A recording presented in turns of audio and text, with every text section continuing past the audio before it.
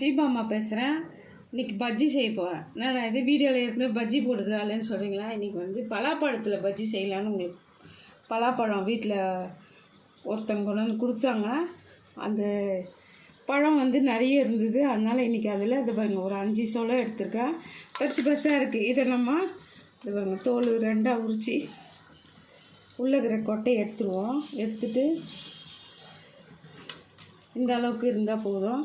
நம்ம அந்த மாதிரி உரித்து வச்சுக்கிட்டு இது பாருங்க, அதுக்கு தேவையான 1 கப்பு கடலை மாவு, ஒரு 2 ஸ்பூனு பெரிய ஸ்பூனால் 2 ஸ்பூன் பச்சரிசி மாவு, கொஞ்சம் மிளகாய் பொடி, உப்பு, கலர் பொடி வேணால் போடுங்க, கொஞ்சம் பெருங்காயத்தூள். இவ்வளோ தான். நம்ம வந்து ஒரு பாத்திரத்தில் இது எல்லாத்தையும் கொட்டி மிக்ஸ் பண்ணிக்கலாம்.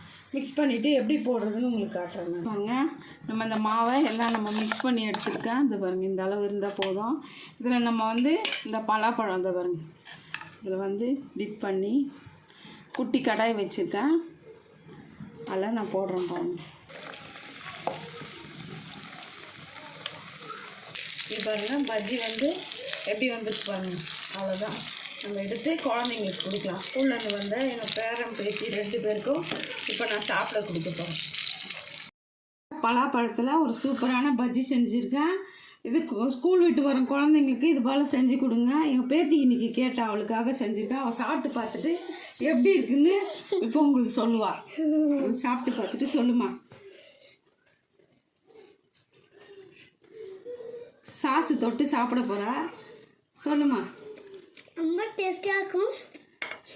சொல்லு. ஹாய் ஃப்ரெண்ட்ஸ், வெக்காய்ட்டில் இன்றைக்கி எங்கள் அம்மாச்சி பலாப்பழம் வச்சு பஜ்ஜி செஞ்சுக்கிறாங்க. நீங்களும் குழந்தைங்க ஸ்கூல்லேருந்து வரும்போது எல்லாருக்கும் செஞ்சுட்டாங்க. குழந்தைங்களுக்கெல்லாம் செஞ்சுட்டாங்க. உங்ககிட்ட குழந்தை இல்லைன்னா நீங்களே சாப்பிடுங்க. தேங்க்யூ. லைக் பண்ணுங்கள், ஷேர் பண்ணுங்கள், சப்ஸ்கிரைப் பண்ணுங்கள். பாய்.